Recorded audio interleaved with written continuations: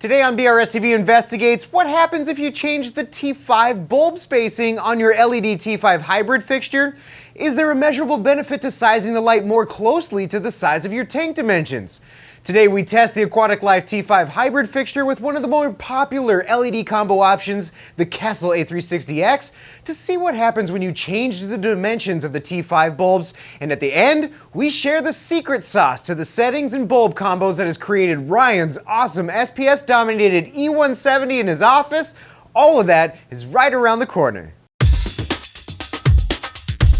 Hi, I'm Randy with this Friday's BRStv Investigates, where we experiment on our own tanks so you don't have to experiment on yours. And today we take this super popular lighting combo of the Aquatic Life T5 LED hybrid fixture coupled with the A360X and test the differences between the three end plate options at 16, 18, and 24 inches end to end in order to help decide which tool serves the right job for your tank. So most reefers might think that matching the end plate size more closely to the tank dimensions, such as using the 24-inch end plates for this 24 by 24-inch cube tank, might be the right approach to properly sizing the Aquatic Life T5 fixture. However, today we not only discover that it's actually the smaller 18-inch end plates that are included with the fixture that are the most ideal for this job, but we also walk away with a better understanding of when you should consider the smaller 16-inch or larger 24-inch sizes as well. Then as an added bonus, many of you have asked for the secrets behind the Aquatic Life T5 and Kessil duo that has turned Ryan's office tank from this into this, and today I'll share the settings and par numbers that have kept this tank looking great steadily for the past 15 months. So to test the question, will spacing your hybrid fixtures T5s more closely to the size of your tank dimensions produce the best spread and distribution? We fitted our Aquatic Life T5 hybrid with the Kessil A360X set to 50% color and 100% intensity, and then coupled that with a pair of ATI Blue Plus and True Actinic bulbs for each bank of T5s, then tested a grid of 36 par measurements using those settings with the optional shorter 16-inch decorative end caps and end plates, the manufactured included 18-inch end plates, and the longer option 24-inch decorative end caps and end plates. Although this isn't the bulb combo and Kessil settings that Ryan uses over his E170 tank, the spread and distribution information that we gain here will apply to basically any T5 bulb combo and Kessil settings with this hybrid combo. Those par measurement grids were taken underwater in the top 6 inches of our 24-inch by 24-inch 60-gallon cube,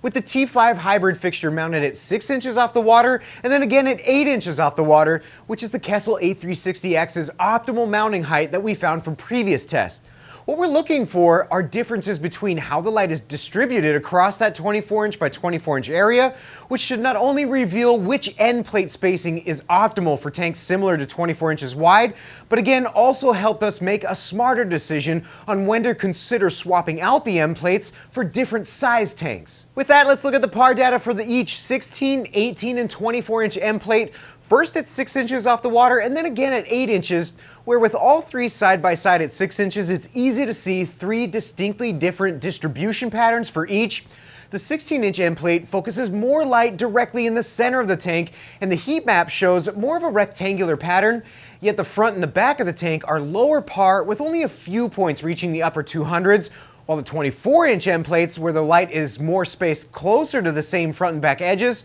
almost all the points are within 200 to 300 par, with even a couple reaching over 300. Looking at the par averages across all three end plates, as you would expect, the center 4-inch ring average is higher with the T5 spaced closer together, yet interestingly enough, the outer par average ring across all three are only different by just 1 par each. The results are pretty similar when we raise the hybrid combo up to 8 inches, yet the 18-inch end plates retain slightly more average par in the outer ring. To the untrained eye, it may seem like there's little difference between these three end plate spacing options and difficult to identify which one would be ideal for a 24-inch front to back deep tank. So to get a better idea of how the changes affect the par deeper than just 6 inches in the tank, we also measured a grid of 36 par points at 12 inches and 18 inches deep in the tank, and it's here that the differences between the three become more clear. Basically, we tallied up the amount of par points in the top, middle, and bottom of the tank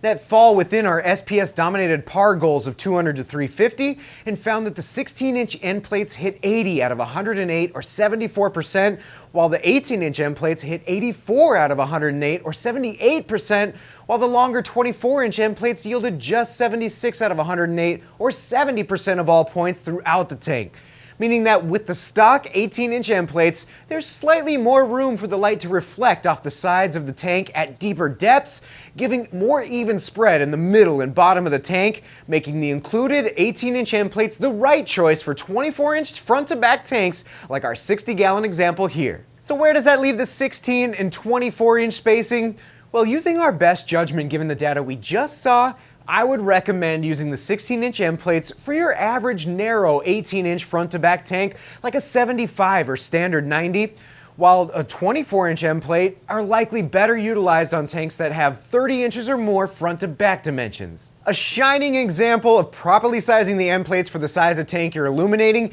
is hands down Ryan's BRS WWC hybrid method E170 tank that's jam-packed with SPS and utilizes the 18-inch end plates over its 20 by 20 footprint. If you were looking to mimic this type of success for yourself, I've got the answers to the exact settings that we use to get there coming up next. First, let's start with the bulb combinations and Kessil settings that we use to create this amazing SPS Dominated Reef, and those are 4 ATI Blue Plus bulbs that turn on at 9 a.m. each day and off at 6 p.m. Next are the Kessil A360X settings, which are set to 0% for color, 100% violet, and 20% on the red channel for each point throughout the day. These settings ramp up from 0% at 7 a.m. to about 90% at 9 a.m. and then begin a slow ramp down at noon all the way to 7 p.m. Mimicking these settings can be pretty easy to tweak and dial in for your own tank, so to give you an idea of the par numbers that you can expect, we set the overall intensity of the Kessil settings to max